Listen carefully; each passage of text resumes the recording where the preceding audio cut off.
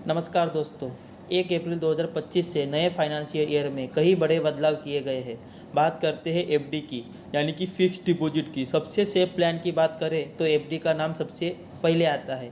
आज के तारीख में सभी के पास एक न एक एफडी होती ही है। तो दोस्तों, आप अपना एफडी कहाँ पे भी खोला सकते हो, जैसे कि पोस्ट ऑफिस, हर एक बैंक में खोला सकते हो। हर एक बैंक का इंटरेस्ट रेट अलग अलग रहेगा। कहीं 7% इंटरेस्ट मिलेगा तो कभी 8% इंटरेस्ट मिलेगा, कहीं कहीं पे 6.5 भी इंटरेस्ट मिलता है। अब बात करते हैं एफडी के नए रूल की। पहले सामान्य टैक्स पेयर को एफडी पर 46,000 से ऊपर इंटरेस्ट मिलने पर बैंक आपका टीडीएस कट कर देता था। अब उसकी लिमिट 50,000 कर दी है।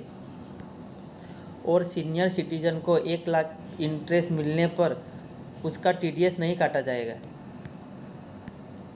ऑनलाइन गेमिंग से होने वाली कमाई पर टीडीएस केवल तब काटा जाएगा जब किसी व्यक्ति की कुल जीत की अमाउंट 10,000 रुपये से अधिक होगी। कमीशन एजेंट को 15,000 की टीडीएस लिमिट को बढ़ाकर 2,000 रुपये कर दी है। म्यूचुअल फंड, शेयर बाजार, अब 10,000 रुपये तक की डिविडेंड पर कोई टीडीएस नहीं कटेगा। सभी के लिए राहत भरा लम्हा सामने आ गया है। और दोस्तों, आप यहाँ पे देख सकते हो, बैंकों ने अपना इंटरेस्ट रेट भी बढ़ा दिया है। जैसे कि एचडीएफसी बैंक का 7 पॉइंट इंटरेस्ट बढ़ गया है, आईसीआई बैंक का 6.90, एलआईसी का 7.75। हर किसी का अलग अलग इंटरेस्ट रेट बढ़ गया है। तो दोस्तों, अब बात करते हैं टीडीएस कट होने से कैसे बचे। तो दोस्तों, हमें कुछ बातों का ध्यान रखना है। जैसे कि आप 13 लाख की एफडी एक ही बैंक में करते हो तो उसका इंटरेस्ट अमाउंट हो जाएगा 7% के हिसाब से 91,000।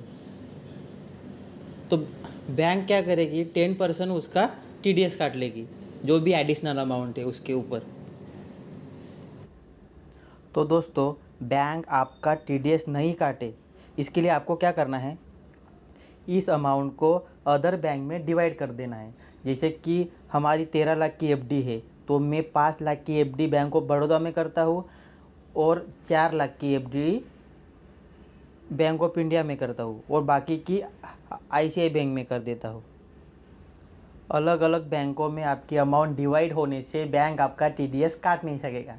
दूसरा एक ऑप्शन है, आप चाहे तो आपके सिस्टर, माता पिता, आपका भाई, आपके पिताजी, उनके नाम से एफडी का अमाउंट ट्रांसफ़र कर दो।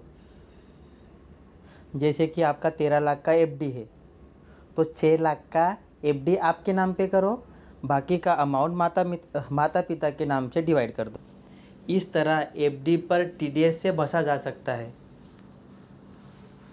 अगर मेरी इन्फॉर्मेशन आपको अच्छी लगती हो तो मेरे चैनल को सब्सक्राइब कीजिए। धन्यवाद।